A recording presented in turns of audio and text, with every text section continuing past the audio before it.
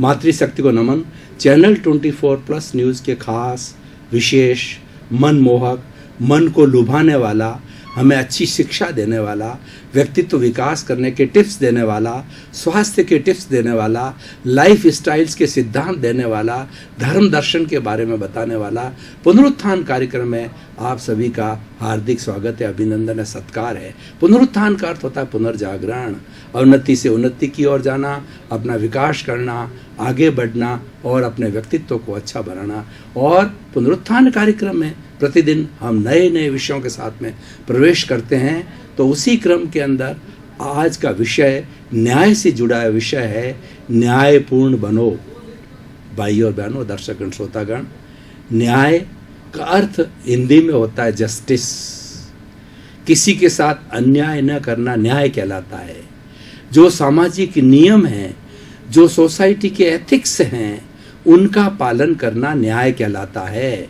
और किसी को मन से, वचन से, काया से, करने से, करवाने से, अनुमोदन से किसी को किसी प्रकार को हर्ट न करना, मनुष्य को नहीं, सृष्टि के किसी भी प्राणी को हर्ट न करना, उसको दुख न देना, तकलीफ नहीं देना, ये न्याय कहलाता है।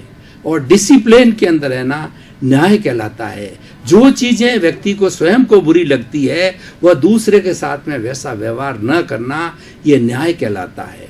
मुख्य रूप से 3 न्यायाधीश होते हैं। पहला एक कोर्ट का न्यायाधीश होता है, दूसरा प्रकृति न्यायाधीश है और तीसरा ईश्वर न्यायाधीश है।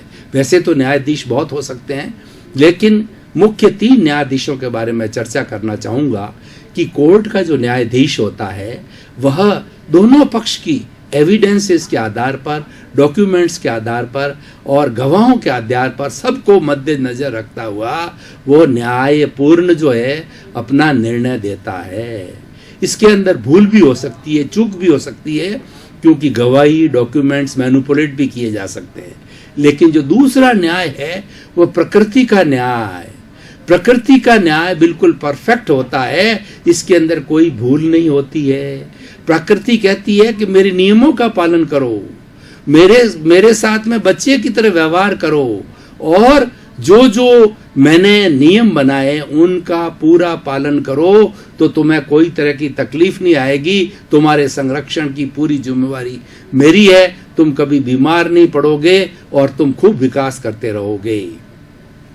तीसरा न्याय होता है ईश्वर का। ईश्वर के न्याय के अंदर कभी भी कोई फेर फार नहीं हो सकता, कभी पक्षपात नहीं हो सकता है। ये परफेक्ट न्याय होता है। ईश्वर कर्मों के अनुसार जो है वह न्याय करता है। कौन सा व्यक्ति अच्छे कर्म करता है, अच्छे सत्कार्य करता है, उसको उसके अनुरूप जो है वह जो है उसके अनुरूप वो उसको देता है। और कोई व्यक्ति दुष्कृत करता है उसके अनुसार पनिशमेंट देता है और सुकृत करने के अनुसार जो है उसको प्रोत्साहन देता है।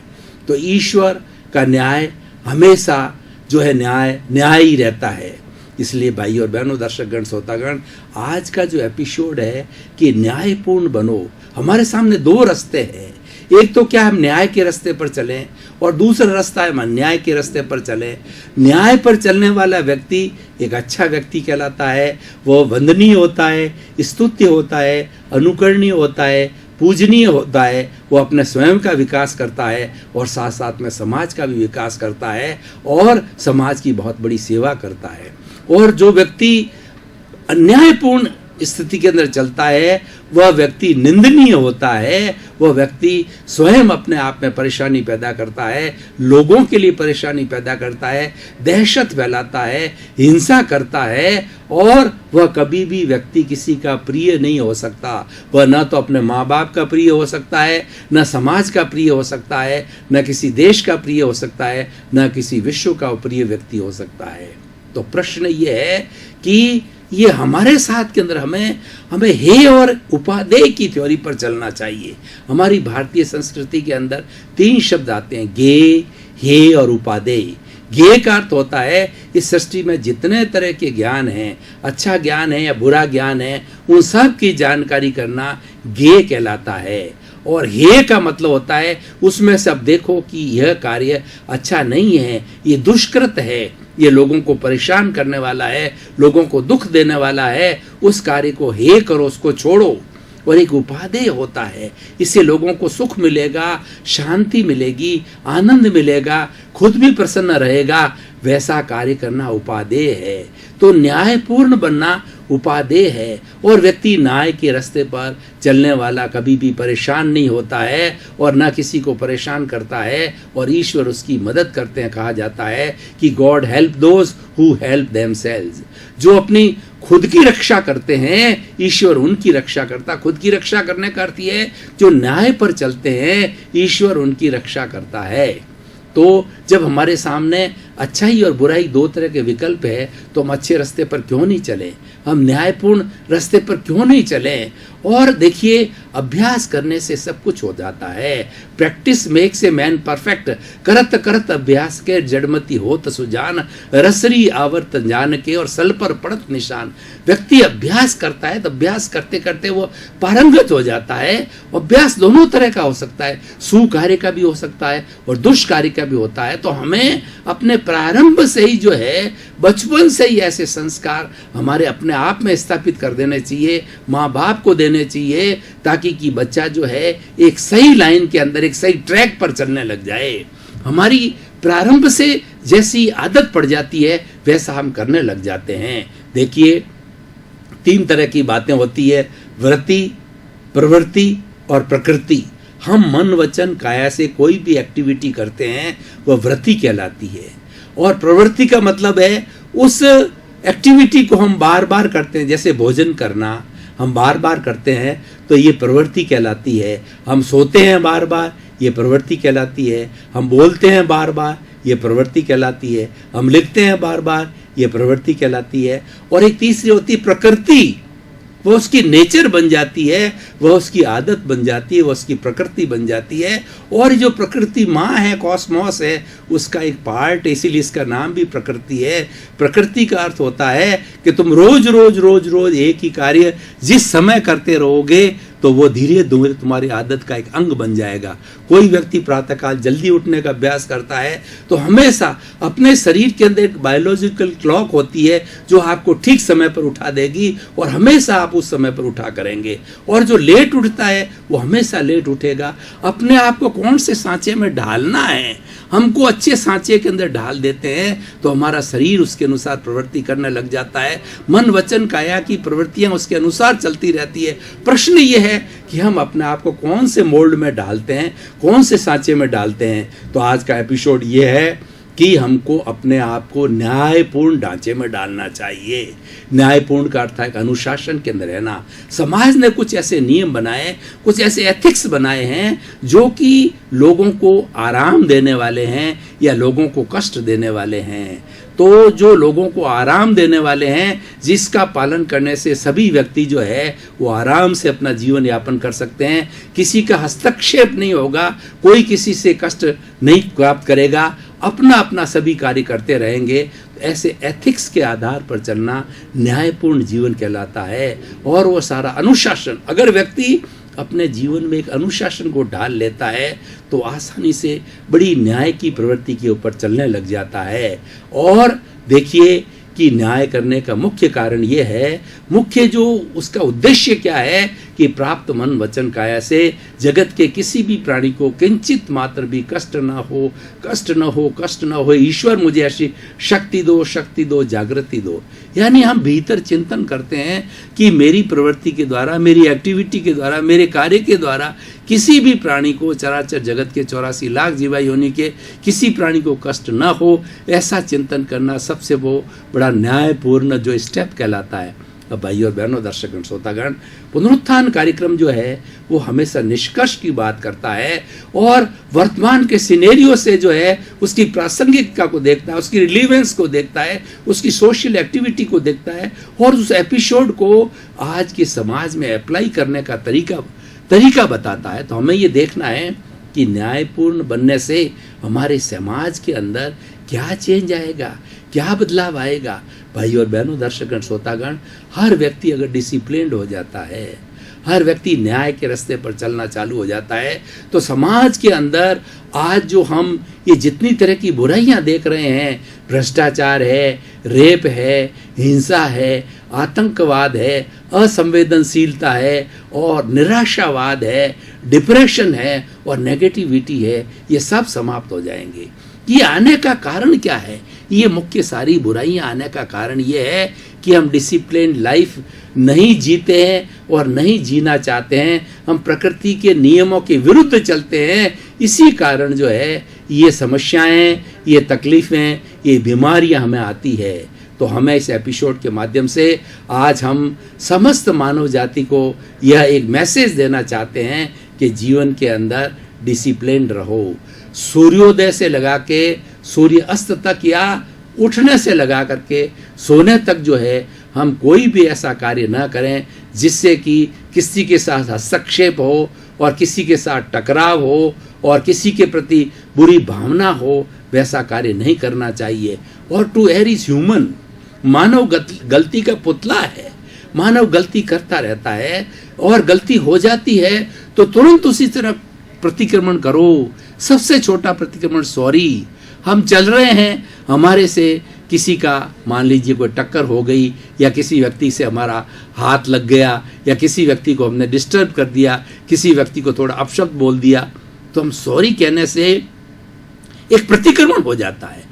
हमारे भीतर ये भावना आती है ये कार्य मेरे से गलत हो गया, इसीलिए इसका पश्चाताप करता हूँ, प्रायश्चित करता हूँ और उसका प्रभाव सामने वाले व्यक्ति पर भी पड़ता है कि भाई इसने गलती करी और ये सॉरी कह रहा है, अच्छी बात है, मेरे से भी गलती होती है और मैं भी कभी सॉरी फील करता हूँ दूसरे को। सॉरी जो है एक माध्यम है एक दूसरे के बीच के अंदर शुद्धिकरण करने का, प्रायश्चित करने का, प्रतिक्रमण करने का। तो भाई और बहनों, हमें प्रतिक्षण ये चिंतन करता रहना चाहिए और सॉरी का फॉर्मूला है और भीतर ही भीतर पश्चाताप का जो फॉर्मूला है, ये करने से हम अपना बहुत बड़ा शुद्धिकरण कर सकते हैं और समाज के अंदर किसी तरह का विघटन नहीं आ सकता है। आज इस सिनेरियो को और आज इस मानव जाति को, आज इस विश्व को, आज इस समाज को हमें एक अच्छा समाज बनाना है। आज से मैं 30, 40, 50 साल पहले की बात करूं तो लोगों के बीच के अंदर कितना प्रेम था, लोगों का जीवन बड़ी सादगीपूर्ण था, लोग कोई भी एक दूसरे को परेशान नहीं करना चाहते थे और न इतने बड़े बड़े भ्रष्टाचार, आतंकवाद जैसी बातें थी। सभी लोग बड़ी सरलता से अपना जीवन यापन करते थे। लेकिन आज जब विज्ञान की तरक्की हुई है उसके साथ में अपराध भी बढ़े हैं, क्योंकि लोगों ने ऐसी टेक्निक जो है वो इजहार कर ली है जिसके माध्यम से इसका दुरुपयोग किया है। जो हमारे आजकल के जो वैज्ञानिक साधन हैं उनका दुरुपयोग करके और उन्होंने अपराध की श्रृंखला को बढ़ाया है। उसमें सबसे बड़ा एक आतंकवाद है। बताइए, मानव जाति को जीने के लिए आतंकवाद की कहाँ आवश्यकता है? कहीं आवश्यकता नहीं है। हर देश के अंदर, हर स्थान के अंदर पुलिस की व्यवस्था है, न्याय की व्यवस्था है और सब कुछ जो है आराम से सुलभ होता है। फिर लेकिन कुछ इस तरीके के लोग हैं जो कि समाज में खुरापात करना चाहते हैं, उनका दिमाग उल्टा चलता है, उनके दिमाग के अंदर नेगेटिविटी रहती है, क्योंकि इस चराचर जगत के अंदर सभी तरह के प्राणी होते हैं, पापी भी यही होते हैं और धर्मी भी यही होते हैं। और ये कहा जाता है कि जो लोग लातों के देव है वो बातों से नहीं मानते हैं। ये सारी पुलिस की व्यवस्था, न्याय की व्यवस्था, सेना की व्यवस्था ये क्यों की गई है कि समाज के अंदर कुछ ऐसे बैड एलिमेंट्स होते तो 1-2% ही है, लेकिन उनको ठीक करने के लिए और उनकी प्रवृत्ति और ज़्यादा नहीं बढ़े, उसको देख देख के लोग जो है ज़्यादा खराब ना हो, उन पर अंकुश लगाने के लिए ये सारी दंड की व्यवस्था की गई है, पनिशमेंट की व्यवस्था की गई है। ये व्यवस्थाएं क्यों की गई है कि व्यक्ति को न्यायपूर्ण बनाने के लिए। अब देखिए कि 2 तरह के नियंत्रण होते हैं। एक तो बाहर का नियंत्रण होता है जो कि भय के द्वारा प्राप्त किया जा सकता है, गवर्नमेंट के जो है वो आदेश से भय हो सकता है, समाज का भय होता है और उसके माता पिता का भय होता है, गुरु का भय होता है। ये तो बाहर का नियंत्रण है। लेकिन भीतर के अंदर क्या होता है कि ट्रांसफॉर्मेशन होता है।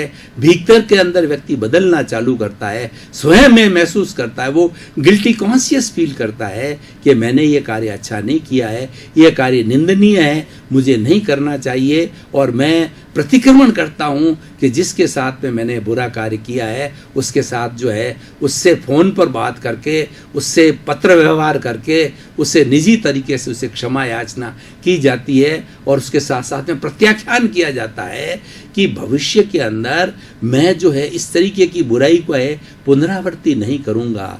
4 शब्द हमारी भारतीय संस्कृति में बड़े सुंदर आते हैं, सामायिक, आलोचना, प्रतिक्रमण और प्रत्याख्यान।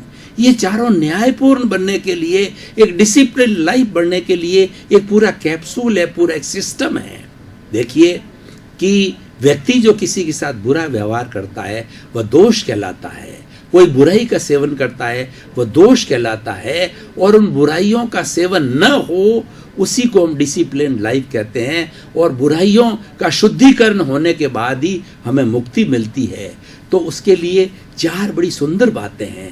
पहली बात है सामायिक। सामायिक अर्थ होता है समता की साधना, हर एक के साथ में समभाव रखना, किसी के साथ राग द्वेष नहीं रखना, प्रियता अप्रियता की दृष्टि से किसी को नहीं देखना, सबको एक समान नज़र से देखना, सबके साथ समान व्यवहार करना, स्थित प्रज्ञ बनना और प्रज्ञा पुरुष बनना जो है वह जो इसके अंदर समता की साधना सामायिक के अंदर आती है। सामायिक का एक दूसरा अर्थ होता है अपने दोषों को देखना। हमारी आत्मा को सब ध्यान है कि हमने किस जन्म के अंदर किस समय में क्या क्या दोष किए हैं, हमारे भीतर सारे एकत्रित हुए। उन दोषों को देखना, उन बुराइयों को देखना, ये सामायिक कहलाता है। उसके बाद में आलोचना शब्द आता है कि अपने द्वारा किसी व्यक्ति को दिए गए दुख जो दोष कहलाते हैं, पाप कहलाते हैं, नेगेटिविटी कहलाती है, उन दोषों को इजहार करना, उन दोषों को स्वीकार करना, ये आलोचना कहलाता है। और तीसरा प्रतिक्रमण बड़ा सुंदर है कि हमारी वर्तमान में किसी के साथ के अंदर कोई तू मैं हो गई है, कोई टकराहट हो गई है, तो हम उसके साथ में क्षमा याचना करें। क्षमा वीरस्य भूषणम, क्षमा वीरों का भूषण है। क्षमा देने और लेने से व्यक्ति तुरंत शुद्ध हो जाता है और वो कटुता, वो शल्य, वो घाव बहुत आगे नहीं बढ़ता है। तो इसीलिए प्रतिक्रमण करते रहना चाहिए, दृश्य रूप से अदृश्य रूप से। 84 लाख जीवा योनि के प्राणियों से किसी भी प्राणी के साथ के अंदर मेरा दुर्व्यवहार हुआ हो तो शुद्ध अंतःकरण से समस्त प्राणियों से मैं जो है वह समस्त प्राणियों से प्रतिक्रमण करता हूँ, क्षमा याचना करता हूँ। और उसके साथ में अगला आता है प्रत्याख्यान। बड़ा सुंदर है कि हमने गलती एक बार कर ली, बार बार ना करें। तो संकल्प करना कि ये फिर से जो गलती मैं नहीं करूं, फिर से दोष सेवन नहीं करूं, फिर से मैं बुराई का सेवन नहीं करूं। तो इस तरीके से ये चारों मिलकर के होलिस्टिक होता है।